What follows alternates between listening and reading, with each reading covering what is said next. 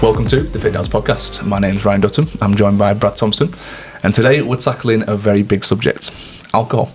We've all got our own personal experiences with alcohol, but we're going to highlight some of the effects it has on the body. We're going to go through some basic facts around alcohol, or as it's chemically known, ethanol. The effects on body fat, the effects on calories, and the effects essentially on the endocrine system, which is a really, really important subject we want to cover today. So, we're going to fill you in, but let's start with a little bit of a catch-up. How's your week been, mate? Mate, it's been pretty full-on. Just returned from Disneyland Paris. Had Ted's birthday out there, turned 4. Amazing. Honestly, it's just what a way to spend his birthday. Yeah, I think anyone who's ever been to Disney knows that it's so many highs. It's absolutely amazing. But then you go from these massive highs to like queuing. It's like up, down. It's just such a volatile place in the sense that like you have these mega highs and then you just waiting around. But it is amazing. There's so much to do, so much to see, and he enjoyed it, and so did I, and so did Amy. I bet. Yeah. It's one of those places, isn't it, where it is so cool, but also so intense. I bet there's so many kids and families and screaming babies and people losing tempers. Yeah. I bet it's all a little bit all encompassing. But what an amazing thing. I bet he'll remember that for sure. There's no doubt about it. Yeah, Mickey Mouse, Spider-Man, like honestly, everything he wanted to do, he did, which were amazing. Yeah. So we'd love to go. I think it'd be something. But I think she's only. In fact, my little girl's 2 tomorrow, so probably a little bit on the young side to be going to those kind of places just yet. I think she does get quite overwhelmed. I'm not sure if Ted was the same when he was younger. Yeah. Loud noises, big crowds.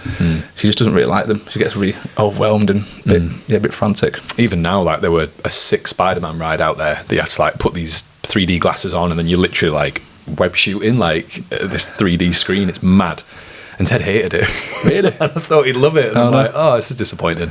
But then me and Amy were just like web slinging and It's nice and they've got things that actually you enjoy as well. It's not all just like baby rides and kids stuff, but they must, it's such a big company, Disney. They'll know that places like that, it's got to be stuff for adults as well to enjoy. There's some super fans there, mate, let me tell you. It were. Yeah. Was it really? Yeah. Super fans, like big time. People who've just gone by themselves, no kids. I think if anything, it probably showed me like the power and the pull of such like a massive corporation. Like they know exactly what they're doing, they know how to make it magical, but just have like lessons behind it as well. And there's people who just buy into that from a young age, and they love it, and it were amazing to see.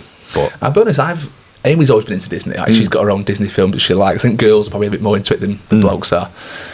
But even just watching some of the new ones like Moana and Encanto, which are 2 of Harlow's favourites, I kind of get into them now. I kind of quite like them, I'm not going to lie. It sounds not very blokey to do, but when those songs come on, we're all singing. It's actually quite good. Yeah, it's feel good. It zaps you back to your childhood, to like innocent days when all that mattered was a good guy, bad guy, moral of the story, and a nice little kind of nice little tale on the way.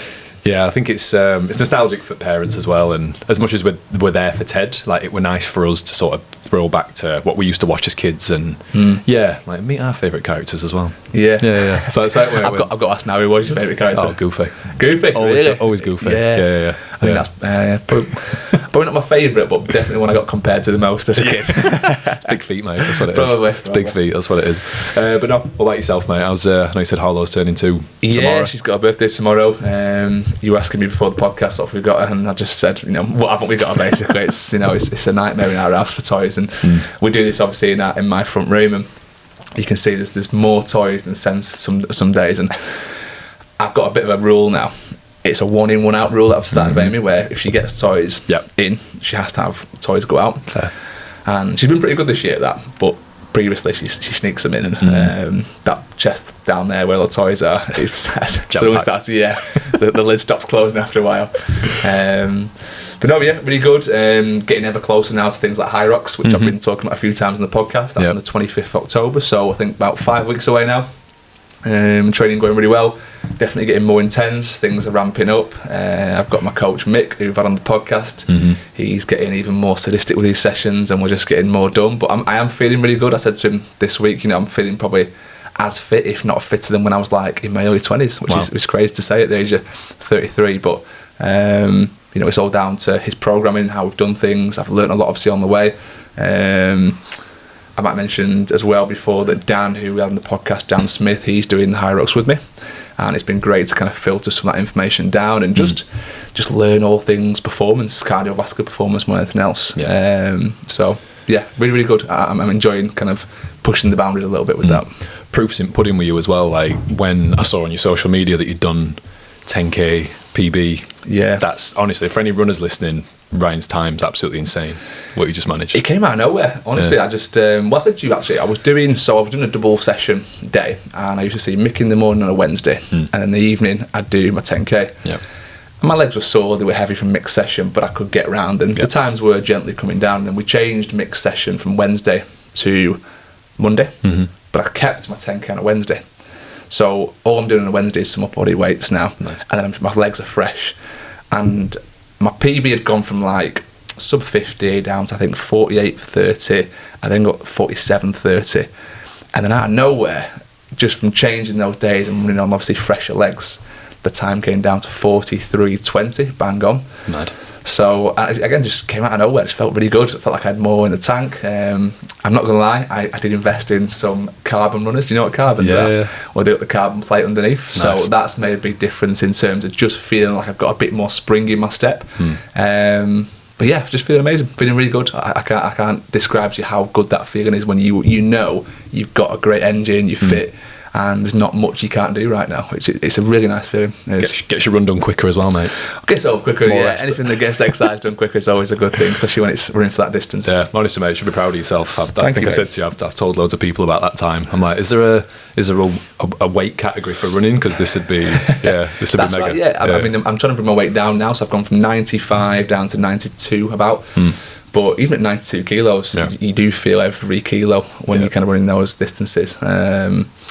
And also, as well, I've probably got some other news. I've actually just signed up to the Manchester half on the 13th of October. Yeah. So that's going to be 2 weeks, maybe 10 days just before High Rocks, which is probably not ideal, but we've done further, and it's all road stuff, so I generally think it should be okay. But it'll be my first official half marathon, so yeah, I'm really looking forward to that. Should be good. All the medals, mate. Get on that. Yeah, I know. I have to get a little kind of medal. You can get a little medal rack now, can't you? Get it on here, mate. Yeah, maybe that's not a bad idea. Yeah. I've only got 2 at the moment, so it's nothing to brag about. Fair. But right, mate, should we get into some alcohol stuff? Shall we? So, I guess I want to just start with some facts more than anything else. So, alcohol has a chemical named ethanol. People are probably aware of that. The harmful effects of alcohol on the body happen during breakdown, or what we call metabolism of ethanol. This is primarily evident in the liver, where the bulk of the metabolism takes place. It can also cause damage to tissues and cells in the pancreas and brain, where metabolism of ethanol also happens. The way a person metabolizes ethanol can actually influence whether they're more likely or not to become alcohol dependent, believe it or not. Studies have shown that alcoholics have an ability to metabolize ethanol quicker and more efficiently. I thought that was a really interesting stat. So some alcoholics, they have this thing where they can actually break down alcohol much quicker and much more efficiently, which means they're going to potentially, be more dependent on it. Wow. And I think that's again all genetic, which I thought was an interesting stat. Alcohol and body fat is something that generally tends not to get on very well. Alcohol can also slow down the body's ability to burn fat and process fat. Your liver processes and stores all fat, carbohydrates and proteins that you consume. It breaks them down and turns them into energy. But your body cannot store alcohol, meaning it must be broken down ahead of everything else. Therefore, this slows down your metabolic rate, reducing the amount of fat your body burns for energy. Calories and alcohol, this is something I think is worth touching on. We also know that, there's liquid calories in alcohol. Sometimes they aren't really, the main thing is they're not very satiating. That's probably the big thing. But alcohol, or ethanol, should I say, is a nutrient, and it has a caloric value of 7 calories per gram. That's almost double the caloric value of carbohydrates and proteins, which have a caloric value of 4 calories per gram. It's safe to say that alcohol isn't very satiating, as I said, and you can combine it when you combine it with things like sugars in mixers, wheat and barley for beer, and grapes in wine. It's easy to see how these calories over time just start to add up. Alcohol affects our endocrine system or hormonal system. This is a really, really big topic, and something that I mention always to new clients who come onto the program. And let's say have a tendency to overdrink at weekends. It's not just the effect that it has on kind of fat storage. It's not just the effects it has on the calories and your overall consumption of food, but it also affects every aspect pretty much of your hormonal system, hindering your ability to regulate energy, sleep, growth and development, reproduction in females, obviously the menstrual cycle, the list goes on. But most notably, from an aesthetic point of view, it hinders our ability to shift body fat. Alcohol exposure over 3 to 5 glasses, shall we say, depending on the person, decreases testosterone and progesterone and increases estradiol, which is essentially known as estrogen. Yeah. So even when you have a few drinks, the decrease in testosterone makes it harder to maintain muscle mass, and the increase in estrogen makes it easier for our bodies to store fat. So that's a really kind of key insight into what the effects of alcohol are on our bodies and why it's so detrimental, I think. I've learnt loads there, mate, already. Yeah, I think we said before we started that you've probably researched this a little bit more than what I have, in terms of you've put a lot of content out there in the past. Yeah, so for sure. You can see just how like well versed you are, and it's quite a damning report, really, isn't it? Like, one thing I want to say is that we're not here also to kind of completely sway you away from alcohol. Like, we love a drink, we love a beer more than, you know, as much as anyone else, I would say. But I think when you understand the effects and you learn about something, it's kind of like once you know better, you do better. And I've found that all the time as I've learned about alcohol and its effects on the body and how that can affect performance with clients and the way they look and our ability to get results. It does then start making you think more internal about, right, how can I make very simple switches? And something I do want to cover today is kind of like what our recommendations around alcohol are, how we would navigate, like, you know, drinking sessions and days out and meals out and things like that. I think that'd be quite good to do at some point in this podcast. But yeah, our goal is definitely not to put you off. It's just to have you aware of how damning it can be when it comes to looking better and performing better. I'll state this now, that statistically speaking and scientifically speaking, there are 0 health benefits to alcohol at all. Essentially, yeah. I mean, there's no getting around the fact that it is just a poison. And I'm not sure of the exact report, but years ago they did a report on all the drugs, and for everything from, you know, alcohol, cocaine, weed. They did heroin. So it's just one person. That's a big weekend, man. That's a big weekend. That was just last weekend, that, mate. No, they did a study on the effects and the damage to cells and tissue, basically. And it was kind of like a bit of a graph where you had a bar graph where at the top you had, on the left hand, coming down on the left hand side, you had all the different drugs and the effects along the bottom. And the bars went out very slowly as you increased up through the different drugs. And then when you got to the top bar was just like 5 times as long as everything else. And that one right at the top was alcohol. Wow. And that's how damaging it is compared to other things. Now, that's not to say that other drugs aren't potentially more addicted. I think heroin and cocaine generally are more, should we say, moreish, I think, on the body. And difficult to say no to compared to alcohol. That's not to say that, you know, people have addictions to alcohol and alcohol dependency, but I don't think it's as strong as some other drugs. No. But sometimes that's, I guess it works in its favour because it draws people in, doesn't deteriorate them as quick, they get addicted. But over time, the damage it does, you know, across the body. Yeah, phenomenal. And one of my topics to sort of bring up today were, I suppose, why is it you could do this all on a quick Google search, like benefits of alcohol, and you're not going to find anything. One benefit that I found personally, and why probably a lot of people do it, is acts as like a social lubricant, which is not a phrase that I ever thought I'd say. But you think I'm glad you put social in front of that. Yeah. It's not actual lubricant. Well, it can be. Depends on how you use it. That's another podcast. That's another podcast, that one. But yeah, in terms of it being beneficial, I think a lot of people, they use it to almost give themselves that Dutch courage, you know, for maybe something, I don't know, talking to new people or asking a girl out. I don't know what it's going to be, but it's much more socially acceptable than, you know, the harder drugs, shall we say. Absolutely. I know alcohol's obviously had that jaded relationship with people in the past, like how it came to prominence. You have to look at moonshine and that sort of stuff back in the day.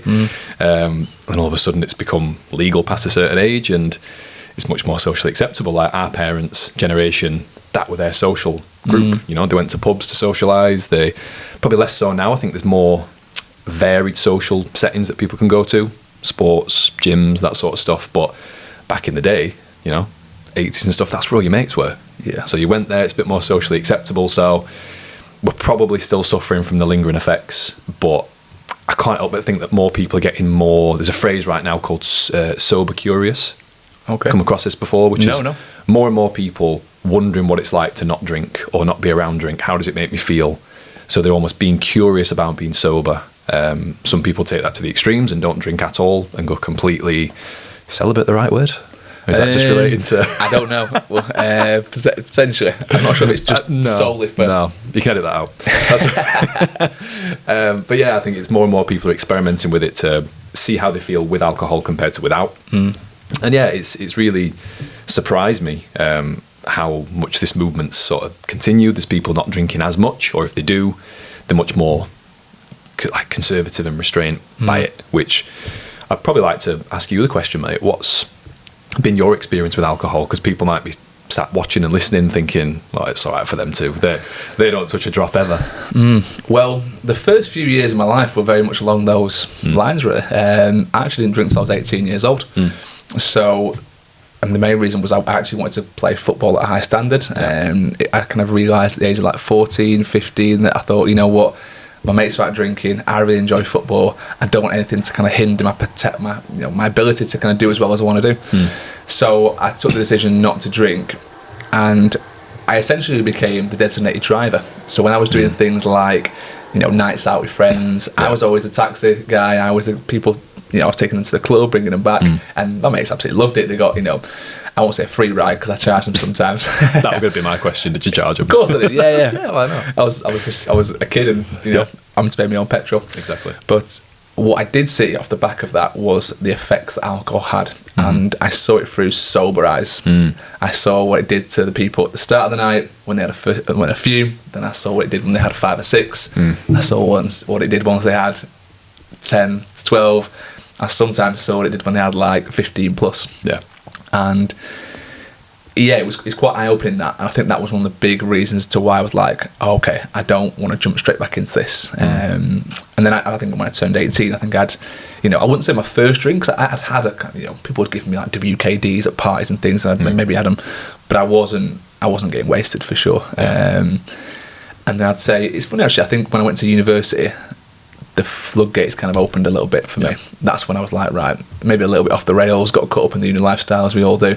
But yeah, I think once I kind of turned 30, I definitely thought my drinking days were behind me. I think that was a big turning point for me, where you realise you don't recover as quickly. No. And going to the gym is harder. I definitely know all parents will, you know, relate to this, but kids on a hangover is some special kind of torture. Yeah. You've just got no patience, you just no enthusiasm, no motivation, and you know it's not good for them. Yeah. So as dads, you know, you kind of just have to sometimes pick and choose your moments when you drink. I'm not against the occasional big night out. Like I will plan them into my year for sure. I mean, you know, a lot of my social circles and friends that people I hang around with, they are big drinkers. They do like a good drink, but I think as a group, we're all kind of just getting a little bit older now. Like I went to Manchester over the weekend, and you know, what would have been a big night amongst 3 of us was just like, I was on non-alcoholics all night. They only had 2 or 3 beers each, and we were together for like a good 7-8 hours, and that's all we had. And I remember driving back home and thinking, God, we've changed. Yeah. You know, that night, you know, even just 5 years ago, could have gone very differently. True. And it comes with maturity and life changes and that sort of stuff. But unfortunately, it gets to a stage where some people might use it negatively, and we'll probably see that with clients, which we'll probably come on to in a little bit. What's your experiences with alcohol?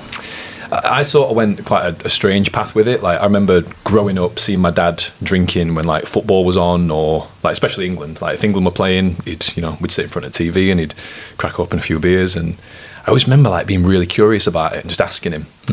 We were once on holiday in Turkey, and I think I counted how many beers he had. And I remember once he snapped at me. He sort of said, "I'm just trying to enjoy myself. Like, really? why are you counting?" And I don't know why I was counting. I was just really curious about it. So, you know, then I went sort of full circle with it and did all the, you know, park benches, you know, middle of a field sort of thing. That's how I now met my now wife, which is nice. You got alcohol to thank for that. Yeah, clearly it gave me the confidence to probably ask her out, to be fair. Which and then obviously I think I suppose how it affected my body. I remember once I went out with my mates, had quite a bit to drink. The next day I played football, and probably just before half time, all my muscles in my lower body just cramped up. Right, I've never experienced pain like that in my life, and I thought, this has never happened before. I think I'm dying. Like, what's happened to my legs? Dehydration. Yeah, dehydration, and it's knowing that drinking alcohol draws the salt out of your body. I knew that. I know that now. I didn't know that at the time. So it would just that probably got me thinking twice about this is affecting performance. I should really think about this. It's the reason why in the morning on a hangover sometimes you look great. Like I woke up in the morning, I'm like, wow, I've got, I can see some definition around my abs, which I didn't have that last night when I was, face deep in a kebab. That's the reason why you probably crave kebabs and stuff like that, because you want the salt and but I think alcohol also, it reduces your inhibitions, which is why post drinking session it's hard to turn down that kebab and cheesy chips over like 100%. Chicken and rice, isn't it? 100%. But no, probably on a more somber note, a big turning point for me was when we turned 18. I had a friend who passed away in a car accident from drink driving, and it really affected my own relationship with alcohol and just not really wanting to be a part of it. Like every time I saw other mates going on nights out, I just weren't bothered. Like I basically spent the ages of 18 to 22. I'd have the occasional drink, but I spent most of my nights reading and throwing myself into work and just doing other things. And I probably missed out on a lot of the forming experiences with like friendship groups and that sort of stuff. But I don't know, you have to make that choice yourself. And if anyone does struggle with this or they've had a similar experience, I used to go on nights out and friends used to say to me, "Oh, you're not having a drink?" And I used to go, "No, I can't." And they almost used to like egg you on with a bit of peer pressure to be like, "Why don't you drink? Why aren't you doing this?" And you get the occasional, "Oh, he's boring. Oh, he's this, he's that." And you sort of think... And the turning point for me was when I started saying, I just don't want to. And I remember saying that for the first time and everyone just leaving me alone. Really? Yeah. So it went from me saying I can't, like morally I felt like I couldn't, to me just saying, do you know what, I don't want to. And everyone just left me alone. Yeah. That were a weird turn of phrase that I used that I thought, okay. Like it was quite an empowered choice where everyone sort of stopped. I think people assume that when you say you're not drinking, you're basically fighting the urge not to drink. Yeah. And you're going out and being like, I really want to drink, but I'm making a conscious effort not to. If you go out and say, I don't want to drink, I genuinely don't want to drink tonight. They're like, oh, okay, fair enough. Whereas I think lads at that age as well, they might have seen it as a bit of a badge of honour, like we've broken him. That's it. Maybe. Which I don't blame them at the time. They wanted me to let my hair down and relax, and they ultimately wanted what's best for me. But the second I said I don't want to, things changed. Yeah. There was definitely that when I was a kid as well. Pre-18, you go out and some of your mates are like, come on, don't drive tonight. Just come out, have a few with us. You not want a few? And I'm like, I've seen what happens to you after 10 pints, and I'm going to see it again tonight. And I'm good. And you do. The funny thing is actually when you don't drink, you kind of assume the role of like babysitter sometimes. And it probably gets less as you get older. But when I was going out with a bunch of 15, 16, 17-year-olds, and there was, let's say, 5, 6, 7 of us, once they're all blooded and they can't look after themselves, as the sober person, you kind of assume responsibility. And you're like, right, I need to get these lads home now. And it is a weird kind of role you're thrust into when you're the sober one. Yeah, it is tough. And, I think it's more a case of knowing why you're doing it as well. Is it just, this is what societally we should do as lads of this age? And I always remember once, like, I was a sober one on a night out, and my mate were like, I saw a friend out, and I said to him, what are you celebrating? And he looked at me like I had 3 heads. And I'm like, well, I'm out because we've just won promotion for football. Like, what are you celebrating? And he looked at me like, oh, nothing. This is just what I do at weekends. Yeah. And I think penny dropped for him that day, because I'm pretty sure he's not drank since. Wow. Since that chat, he's spoken to me separately, and it always stuck in my head, that phrase, like, what are you celebrating? Like, we were celebrating promotion. Whenever I go on stag do's, you let your hair down and just enjoy yourself, because you're celebrating, your friends, your friendship, or you're celebrating an achievement. Whereas some people they're not celebrating anything. They're just celebrating getting to the end of the week. So that's a that were a big anchor to drop on his head, to be fair. Yeah. I think if you look at the reason why people drink regularly, like if you've got someone who's drinking quite heavily every night, like not every night, sorry, let's say every weekend, there's usually a reason why. There's usually something that they're trying to just mentally get out of the headspace of and escape. Yeah. And it's difficult when you're in that cycle to know what that is and why you're doing it and how to stop it. It's not until you step away from it and the circumstances change and you're not trying to fight that thing that you were fighting that you go, oh yeah, I know what it was now. It was that issue there that was stressing me out. I wasn't happy with that person or that situation. There's usually a deep-rooted issue as to why people do that. And from an outside point of view, it looks like they're having a great time. They're out every weekend, they're drinking, you know, you might see it on the social media, they're awesome, they're on holiday here drinking. But from an internal point of view, that person's probably fighting something. That's not a blanket statement. Everyone, not everyone's not in that same position, but I'd say, I'd argue maybe 85, 90% of the time, that's the reason. People are just, they've got something going on that they're trying to escape. I'm really glad you said that. There's a guy who I followed for a long time called Paul Mort, and he talks about, especially men in particular, when we drink to self-soothe, it's similar to suckling as an infant. And that really hit hard when I heard that. I'm like, what does he mean? And he's like, if you want to self-soothe as an infant, you have some sort of dummy, a pacifier, or you're seeking some sort of suckling from the mother.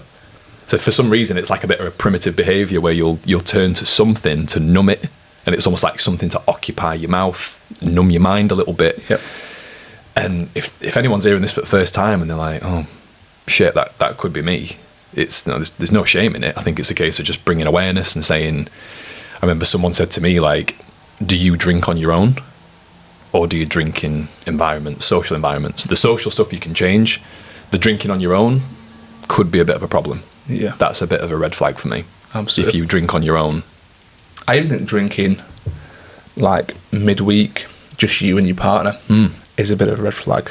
Like if you're looking, that's one of the big things with clients that I take on, and they'll tell me that we have 2 or 3 drinks most nights, whether it's a spirit, whether it's a glass of wine, whether it's a beer. The first thing that I try and get them to do is save until the weekend. Have those 2 or 3, but can you just go teetotal during the week? Because for a lot of people, it's a self-soothing thing. It is. You get home from work, you've had a long day, it's been stressful, you want to watch a bit of TV, have a few drinks, and again, it releases your inhibitions a little bit. You might have conversations with your missus that you wouldn't have had if you were pent up, anxious, stressed. You just relax, and that relaxing feeling is quite addictive at the end of the day, isn't it? You almost look forward to it. And I was speaking to one of my mates at the weekend, and he was saying that his missus is a bigger drinker than he would like to admit. And as soon as it gets to she won't drink during the week, but when it gets to Friday, 2, 3 o'clock, she's immediately thinking, right, bottle of wine that night, bottle of wine the day after, and a few drinks. And those calories and that alcohol soon starts adding up. It really does. There's a client I just wanted to share, an ex-client who I wanted to talk about. I'll call him 7 Stellar Man. 7 Stellar Man. 7 Stellar Man. Okay. Which when we first sounds like a character. Yeah. First time we started working together, I sat down with consultation. I said, look, is there any non-negotiables in your life? Like, is there anything that you have to do? Like, thinking it's going to be, I take my lad to football on a Saturday morning, or no, me and my missus go out for date nights. And he went, every Saturday I need to have 7 Stellars. And wow. Deadpan, I need to do it. So I accepted it at the time, and then gradually started unpicking it as time went on. And we gradually switched him over to can you make one of them one non-alcoholic? Have your 7 Stellars, do what you need to do. Yep. Can we maybe eat a little bit less the day before, maybe a little bit less the day after, just to sort of compensate with the calories? Yep. He started seeing a bit of results, and he went from 7 Stellar Man to 2, which is a massive achievement. I think he, considering that was a non-negotiable, he started linking the non-negotiables then to the progression that he'd made, and he could sort of see it curtailing. He's like, well, I'm having, I don't even know how many calories that were, 1,200, 1,400 calories in Stellars, which when he went down to 2 on a Saturday, which is amazing. A massive achievement for him, and he was a man of a certain age, if you know what I mean. Them that our mum and dad's generation, for example, the ones who that was their social thing to do. Yeah, that's why he said, I'm never going to shift from that. But he changed. I listened to a really interesting podcast. there's a brilliant podcast by Dodge Woodall. Do you know who Dodge is? Yeah. He's got a podcast called Eventful Lives, and he kind of interviews awesome guests. Definitely recommend that one. And he had a guy who's a DJ, I think he's called Tall Paul, and he's from back in the kind of 80s, 90s era. And he was talking about how he got into it. He was saying that their family owned basically like a little kind of cafe / restaurant / bar. And their prime time in the 80s was lunchtime. And they were in the kind of heart of London. Right. And they get a lot of the business guys coming in. And during those evening lunches, people would sink bottles of wine each. Yeah, on the lunch break. Wow. Pints and pints on the lunch break. Jeez. And it was a way of them just having a meeting, interacting, talking over a few things. And they said they made a small fortune. He said when they got to kind of the 90s, it kind of just tapered off a little bit, went more to the evenings. But I just thought that was an interesting shift in culture, how back then, even he said, like, it was a really, really boozy decade. Yeah. Where everyone was just drinking during that lunch break, and companies didn't mind it. Everyone brought in the company credit card, and it was all going on the kind of the company accounts. And I just thought, wow, how times have changed, like from then to now, where there's this big push for being sober, and people are more conscious. And I think it is down to, you know, maybe podcasts like this and information that's out there on social media. Certain voices in the public eye who are saying, actually, these are the effects, and people switch on to it. Like I said right at the start, when you know better, you tend to do better for most people. It's funny you should say that about restaurants as well. I saw a stat the other day about most restaurants' profits actually come from alcohol. Really? Which blew my mind, considering most restaurants, you know, the food's quite nice, they must mark it up well, but the markup of getting alcohol compared to what they sell it to is just massive. So it's almost their agenda to say, like, listen, do you want, I can get you some wine for the table? There's the wine list. Yeah. Because it's a big profit. You know, it's a big money spinner for them. As a business, yeah, absolutely. Yeah. Which, obviously, I don't blame them for that. People need to be informed, but if that's the first time someone's hearing that, that could be like, oh, yeah, that makes sense. Which... Just swinging it back to clients and that guy you were talking about, Mr. Seven Stellar Man. Seven Stellar Man. I've had probably 3 people off the top of my head that I can think of who were, when they came onto the programme, were maybe functioning alcoholics, shall we say. You know, I had one guy who, you know, he owned quite a couple of construction companies, and he was definitely a functioning alcoholic for sure. You know, he would have probably 2 bottles of wine on a Friday, 3 on a Saturday, probably same on a Sunday, and then he'd go into work on a Monday, have nothing during the week, and then weekend he'd absolutely blitz it. But it was like he couldn't wait for the weekend. I think he actually started doing some Thursdays actually towards the end of our programme. It wasn't. I couldn't change him, unfortunately. Some people you can't.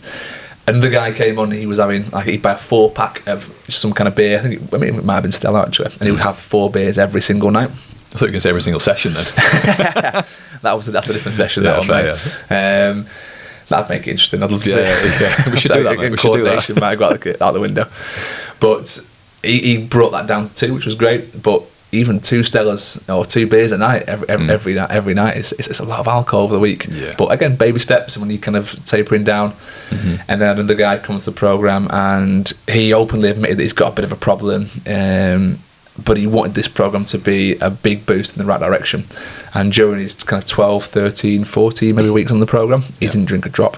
Wow. And he just felt, he basically, those moments in the house when he was bored and he didn't know what to do, he would just go to the gym, he'd have a tough session, and he'd get that same like endorphin rush and feel knackered and be like, right, I feel good. So he replaced alcohol with exercise, which I thought was quite a good swap to do, but not an easy one for sure. And every single person there has had a different approach. Some people are just not in a position where you can get through to them. The guy that I couldn't really get through to was, again, of an older generation, just done it for so many years. Strangely, he used to go for checkups at the GP, and his always health markers were bang on. Apart from a little bit of an increased blood pressure, which he's had kind of his whole life, and maybe an increased LDL level, apart from that, he was fit, functional, no organ, liver, kidney issues. And again, just come back to some of the notes from the start, maybe his ability to metabolize alcohol is better than most, so it's not affecting him in the way that it would for most people. He also probably wasn't training as hard as he should have been, pushing his body as hard as he should have been. He found sessions very difficult, but he wasn't doing much away from sessions other than kind of walking maybe. So yeah, it's interesting to take different case studies of people who've been maybe a little bit alcohol dependent and how they try to spin it, and as a coach, how we go about kind of turning that around. Different folks, different strokes for sure.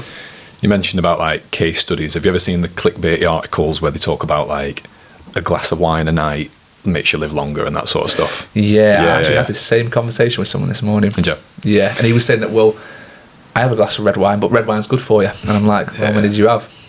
Well, I'd have 2 bottles. Yeah. There's a certain point when those kind of good benefits very quickly start spinning the other way and going very bad after a certain point. And it's amazing what people will tell themselves about things. As soon as some study comes out saying that red wine is good, they'll cling to that, won't they? There's an absolutely amazing documentary series on Netflix, hosted weirdly by Zac Efron and a guy called Darren Ollerton. Interesting. Incredible. And they go to one of the parts of the series. They go to blue zones. Have you come across these before? No. So blue zones are the places in the world where people live the longest. They've got the highest percentage of centurions, people who live above 100 years old. And one of the key things they all find, even though the diets are drastically different, is they all drink. Whoa. Which were mad. So it's like they actually go into, well, why is that? And what they found was it's the social side. It's the social connections. It's nothing to do with the drink. It's the fact that the drink brings people together. And everyone in these blue zones, as far as I'm aware, they're not binge drinkers. They're very responsible. They might meet up with an old school friend and just have a glass of wine. And it's the social connection, weirdly, potentially a genetic mutation as well in some of these places, like I think there's Sardinia, Okinawa in Japan. There's a couple of other places. And it's amazing to actually read that and then debunk it a little bit and say it's probably the social connection side that actually gives people that willingness to live, that they've got a lot going for their life, they've got friendships, it makes them feel good. And I love that. And a little bit of a random fact about blue zones. Do you know why they're called blue zones? No. The guy who created them circled the zones with a blue pen. Oh, is that right? That's it, yeah. That's the only reason. Interesting. Yeah. Okay. But yeah.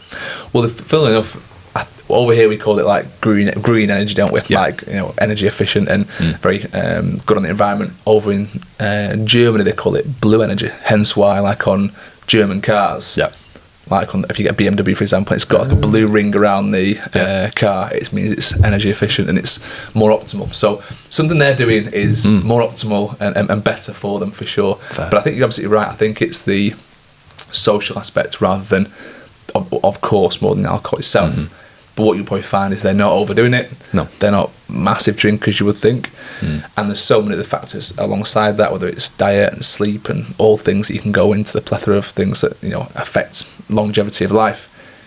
But it was one of the main things. I can't remember what the study was I read years ago about what influences longevity of life. And everyone assumed this study would come out as like training, exercise, food, diet, but number one was close social interactions, and that was one of the biggest effectors of longevity of life, which I thought was fascinating. So if something like alcohol brings you together with friends more often, family more often, gets you talking, gets those good happy endorphins flowing, that for improving quality of life and health is obviously phenomenal. And again, we're going a little bit off topic with alcohol, but there could be a reason that could be a factor as to maybe why women live longer than men. Women seem to be a lot more social. Men a bit more independent, get their head down, go it alone. It does make you wonder. But no, I would love to sort of switch this round now, mate, to maybe give people a bit of take-home information for them, like how can they really improve their own relationship to alcohol, how they consume it. Have you got any specific recommendations for someone who maybe struggles with alcohol, or how would you approach that? Absolutely. We've touched on it a little bit before, but the main thing is finding out where their current baseline for alcohol consumption is and very gently bringing that down. Yep. I don't always recommend going teetotal because I think I just never like taking something out completely, whether it's alcohol, foods, eliminating certain food groups. I'm just not a big fan of that. I think if you can still work with it, you're much more likely to stick with it. If you go teetotal, it's a ticking time bomb essentially as to when you're going to go back. So number one is, can we limit it to like a Friday and Saturday night? If someone is a drinker during the week and they like quite a few glasses, let's go Friday, Saturday night and have, somewhere in the region of 2 to 3 drinks. as I mentioned in the opening statement, 3 to 5 glasses and above for most people is when that hormonal change happens, and estrogen getting decreased. So estrogen getting increased and testosterone getting decreased. Yep. So we want to keep it, I think, around 2 to 3 drinks to be on the safe side. And can you keep that on a Friday, Saturday night, and then rest of the week is pretty good. If someone's on a big drinking session and they don't drink often, but it's a wedding, for example, and they're like the best man and they're expected to kind of take part, or it's someone's birthday, they're going to a festival, something along those lines, how do I manage my alcohol consumption? Tricky, for sure. There's no real way of getting around it. There's going to be some kind of detrimental effects. But number one, if you've planned this for a good few weeks and months, you are allowed to drink, by the way. You are allowed to go a little bit crazy every now and again. But if you are conscious of keeping your weight under control, keeping healthy, and performing well off the back end of it, there's a few little trade secrets, I guess. Number one is a drink of water in between. Yeah. So if you're looking at volumes of liquid, if you're able to have 5 drinks, but in between every single one is a glass of water, let's say, anywhere from 300 to 500 millilitres, that volume of liquid inside you is going to make you feel full. Yeah. A lot more than if you would just have 5 drinks and then another 5 drinks on top of that. So that's a little kind of something that I recommend to clients. Obviously, secondly, of course, is trying to pick things that are calorie efficient. G&T, well known for being quite low in calories. And I think if you're looking again at aesthetics, keeping weight down and keeping some kind of progression during a drinking phase or a day, I would definitely recommend having some food prepped in the fridge, having things ready to go so that you're not having that inhibition of, I've got nothing at home, nothing's planned, let's just go and have a kebab. It's going to be easy. If you've got something at home, if you've got some snacks on you, you're much more likely to opt for those things. So that's the 3 main areas I would say clients need to bear in mind when it comes to staying on track around drinking. I think that's amazing, mate, and you've covered a lot there. I think a couple of things that I'd probably like to mention is if you suspect that your intake is pretty bad, whether it's excessive, whether it's frequent, or both, obviously you go and get the professional help, potentially go and speak to someone. There's only so much you can do yourself. I do believe that. Like you said, if you are maybe one of those people who does metabolize things really fast, or you're not a lightweight, it might take you a little bit of, quite a bit of drink to get, to get tipsy. Like, you've adapted to that. Your body is tolerant, and that is a concern. There's a reason why, fit and strong people who we know are massive lightweights, because they're deconditioned to drinking. Yeah. And their body's a bit more efficient in other ways. So they might, I think that's an interesting way to go, and just bring some awareness. Like, if you drink on your own, like I said, massive red flag. Yeah. Like, let's maybe have a look and think, why are you doing it? What are you doing it for? Are you running away from something? And just having those honest chats with yourself. But like you said, coming on to a bit more actionable stuff, hangover cures. I have a few that could be quite useful. Someone once said to me, just before you go to bed, Lucozade Sport, ibuprofen. Yeah. Take down the inflammation, replenish your salts. Perfect. Hopefully next day you know. And if anyone is curious about extra supplements and stuff, I'm not going to recommend this, but there's some amazing supplements. There's a place called Z-Biotics that reduces the, I think it's the, are you Googling that? No, something else just popped into my mind that I'm going to Google. I thought you were Googling that. That reduces something called acetaldehyde, which is a byproduct of alcohol. Right. And that actually helps you metabolize it a little bit faster, maybe gets rid of those hangover effects. That's something called Z-Biotics. And if anyone wants to talk about something called, I think it's called glutathione, please ping me a message, because I do not want to endorse it publicly. But glutathione, if you want to talk to me about it, ping me a message. I found it particularly helpful for guts, like gut health and that sort of stuff. But yeah, it's interesting relating that to alcohol and its benefits to it. But yeah, there's something I was looking into before the podcast called I'm going to butcher this, naltrexone. Naltrexone. This is a pill you can take basically to stop you drinking. It's got an 80% hit rate of being effective, and I thought that was fascinating. That even in today's world, you can basically take a pill for anything, can't you? Essentially, yeah. But there is a pill to stop you, over drinking essentially. If you have got dependency issues. Wow. A lot of the stuff online is saying it's very hard to get hold of. People doctors don't prescribe it very easily, but definitely seek help if you think it's getting an issue. There's nothing better than talking to someone and having some medical help for sure. Yeah. Just going back to what you were saying, actually, it was interesting around different people's tolerances. Just by the way and the nature of the way we metabolize alcohol or ethanol through our fat, what I've generally found is, of my mates anyway in the past, ones who are bigger in size and a bit chunkier have always been bigger drinkers. And it's just the way our bodies are able to process alcohol without having much effect, short term and long term. So yeah, I mean, if you're a big guy and you want to lose weight, unfortunately you're not going to get as tipsy, and you're going to have to accept that you're not going to be able to drink as much whilst getting in shape. But yeah, it's just something interesting to mention there. I suppose my closing comment is a bit of a story about when we went to Cuba. If anyone wants proof that spirits and like the level of alcohol that you drink, like percentage wise, the strength of it, how hard it can hit you, we went to Cuba. Me and my now wife, we went to did a group tour basically. Okay. So we all met up. First time I'd met all these people. We had a Cuban tour guide. Went into this amazing restaurant, and the first thing they brought out this like 40-year-old rum. Wow. And they poured this like double shot. All right, in this really cool skull glass. Awesome. I don't forget that part.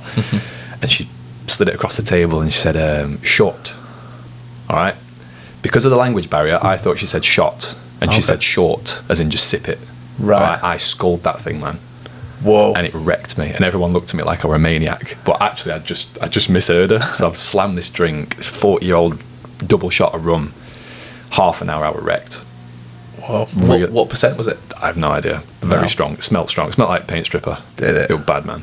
Yeah. Just hit you like a ton of bricks. And it was worse because it was the first day that I'd met all these people. And Amy looked at me as if to be like, did you think she said shot? I'm like, yeah, I did. Yeah, and just slammed the accent. And slammed it. And yeah, I regret that. It reminds me actually of when we were at uni and we used to end in, West Street Live on West Street. So in Sheffield, there's West Street where all the bars are. There's a place called West Street Live. It's a bit of a rogue bar, isn't it? It's like the one you end up in, and there's all like funky music and all an array of characters in there at the end of the night. But they do Ray Nephews in there. Have you heard of Ray Nephews? Yeah. So Ray Nephews, is it 60, 70, 80%, something like that? It's silly. It's ridiculous, basically. Yeah. And if we got to the end of the night and we weren't on a good level, we'd all just get 2 shots of Ray Nephews, neck them straight away, and then crack on with our night. Yep. And that either ended the night pretty quickly for most people, or it just gives this like second lease on life where you're like, wow, it just hypes you up and all your senses get kind of, raised, and you have a bit of a wild end to the night. And I think when you're a kid, you don't really know the effects of all that stuff, but it just sends you into this state, this psychological state of being like quite frantic and crazy. And when you said you went into a bit of a frantic mess there, I resonated with that straight away. I just thought, Ray Nephews, uni. Mate, I have such a good story about West Street Live. Okay, go on. Which, they used to do vodka pops. You ever see these? Vodka pops? No, what's that? Cocoa pops, but with vodka instead of milk. Ah. They used to serve it behind bar. Yeah. Used to serve it behind bar. And one day I thought I'd been spiked. Like I walked into West Street Live. Okay. And sat at the bar was Jack Sparrow, guy who just used to walk around Sheffield Town Centre dressed as Jack Sparrow. That guy. I do remember him. Yeah, bit of a legend. Yeah, he was. Talking to Tinky Winky and Barney the Dinosaur. All right. All eating Cocoa Pops. I thought I was off my head. I'm like, what's happening here? And they're all in fancy dress, obviously, but just all eating vodka pops. Wow, is that all vodka pops? Yeah. Wow. Yeah. And I walked in and you have to like check yourself. I'm like, am I all right? That Captain Jack Sparrow guy. I remember it, but he used to be on like all the kind of Saturday nights. We used to go out everywhere. Yeah. Everywhere. And he was always like high spirits, but probably, unfortunately, a bit of an alcoholic. Yeah. But yeah, it's mad what you can get your hands on, I suppose. Well, vodka pops. Vodka pops. I want to try that now. Yeah, obviously I don't endorse it. Hello, I've got some Rice Krispies downstairs. Just got to get a bottle of vodka now myself. Yeah, get on that. Anything else you want to add to the alcohol episode, mate? No, I mean, at the risk of sounding like a boring dad, drink responsibly and all that stuff. For sure. But enjoy yourself. Look, there's nothing. I said at the start, we're not demonising alcohol. All in moderation. it can be fantastic done in the right way. You've just got to find out where your level is, what your tolerance is, and if you're an adult, you'll probably know that by now. And just think about the health aspects. Like I said, nothing is more detrimental to the body than alcohol, and I definitely don't want to come across preaching, but think long term. As soon as you start thinking short term with this stuff is when it really affects kind of not only the health, but the way you look, the way you perform, and just really inhibits your ability to stay on track with your goals. Yeah. And I think if you feel like you need alcohol to have a good time, or you need alcohol to talk to people, alcohol's probably not the problem. Yeah, there's some other stuff, deep lying stuff there. Definitely. And go and seek some help. Nothing better than professional help for that. Agree.